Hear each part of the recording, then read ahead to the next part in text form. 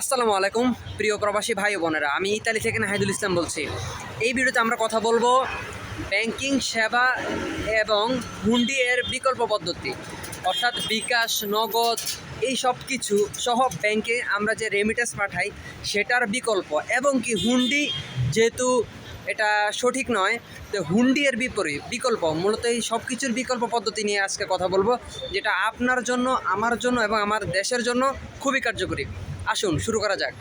দেখুন, এই 3 মাস অর্থাৎ আগস্ট, সেপ্টেম্বর, অক্টোবর এই 3 মাস আমরা রেমিটেন্স বন্ধের একটা সিদ্ধান্ত নিতে পারি, বন্ধের সিদ্ধান্ত নিতে পারি। এই 3 মাস কী করতে পারে? দেখুন, আমরা দেশে আমাদের পরিচিত আত্মীয় স্বজন কিংবা কাছের লোকদের কাছ থেকে আমরা টাকা ধার নিতে পারি। ধারটা আমরা কিভাবে নিব? টাকা হিসাবে না, কখনোই না। আমরা নিব আমাদের প্রবাসের কারেন্সি হিসেবে। দেখুন, আমিও এটা করতে যাচ্ছি এবং করবো ইনশাল্লাহ। ইতালিতে আমি আছি, তো আমাদের এখানে কারেন্সি হচ্ছে ইউরো। তো আমি দেশে যখন টাকা নিব ধার, তো আমি এখানে টাকা হিসাবে না নিয়ে সেটাকে আমি কারেন্সি হিসাবে নিব, অর্থাৎ ইউরো হিসাবে নিব। যে আপনি আমাকে 500 ইউরো দেন ধার, মূলত 500 ইউরো বাংলাদেশে এখন যত টাকা আসে ওই টাকাটা সে আমাকে দিবে দেশে। এবং কি 3 মাস পর, আপনারা জানেন 3 মাস পর টাকার রেট অনেক বেশি হবে, মানে ইউরোর রেট অনুযায়ী টাকার রেট অনেক বেশি হবে, কারণ সব কিছু বন্ধ থাকবে। তো তখন আমি কিন্তু তাকে ওই 500 ইউরো দিব। তো 500 ইউরো দিলে সে সেখানে, যেখানে 70,000 কিংবা 80,000 টাকা পেত, সেখানে সে পাবে প্রায় 1 লাখ টাকা। অর্থাৎ সেখানে তার ওখানে বেনিফিট হচ্ছে, তাকে এখানে কি মানে লসে পড়তে হচ্ছে না। এবং কি সেটা আমার জন্য ভালো হচ্ছে, কারণ আমি এখানে হুন্ডিতে পাঠাচ্ছি না, অর্থাৎ অবৈধ পদ্ধতি আমি ব্যবহার করছি না।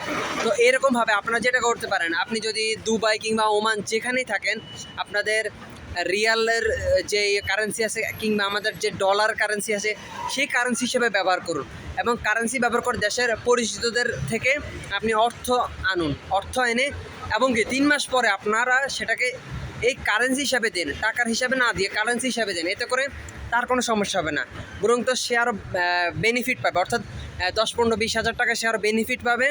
কারণ কি এখানে তখন যে কারেন্সি সেটা অনেক বৃদ্ধি পাবে, বাংলাদেশের টাকার পরিমাণ অনেক নিচে নেমে যাবে। তো আমরা মূলত এখানে অবৈধ পদ্ধতি অবলম্বন করছি না, আমরা মূলত বৈধভাবে কাজ করছি। এবং কি গুরুত্বপূর্ণ যেটা বিষয়, অনেকের দেশে প্ল্যানিং আছে যে বিল্ডিং করার কিংবা বিভিন্ন ধরনের কাজ আছে, সেই প্ল্যানিংগুলো আপনারা আপাতত 3 মাসের জন্য বন্ধ রাখুন। অর্থাৎ দেশে আপনারা যে বড় বড় যেই বাজেট করছেন নিজেদের জন্য, সেই বাজেটগুলো আপাতত 3 মাসের জন্য আপনারা স্থগিত রাখুন। অর্থাৎ 3 মাস পরে আপনারা দেশের যে হাল আছে সে হালটা যখন তৈরি করবো আমরা নতুনভাবে, সেই নতুনভাবে যখন হাল ধরবো তখন আমরা সেটা করতে পারি ইনশাল্লাহ। তো আমি সেটাই বলবো, আপনারা আপাতত 3 মাসের জন্য দেশের কারো থেকে টাকাটা ধার নেন, যেটা আমি করতে যাচ্ছি, সবাই করতে যাচ্ছে, সেটা করুন। অবৈধ পদ্ধতিতে টাকা পাঠানো বন্ধ রাখুন, এবং বিকাশ, নগদ এগুলো কিন্তু ব্যাংকিং পদ্ধতি, এগুলো আপনারা বন্ধ রাখুন। রেমিটেন্স ব্যাংকিং পদ্ধতিতে বন্ধ রাখুন। সব কিছুই আমরা ইনশাল্লাহ বন্ধ রাখবো।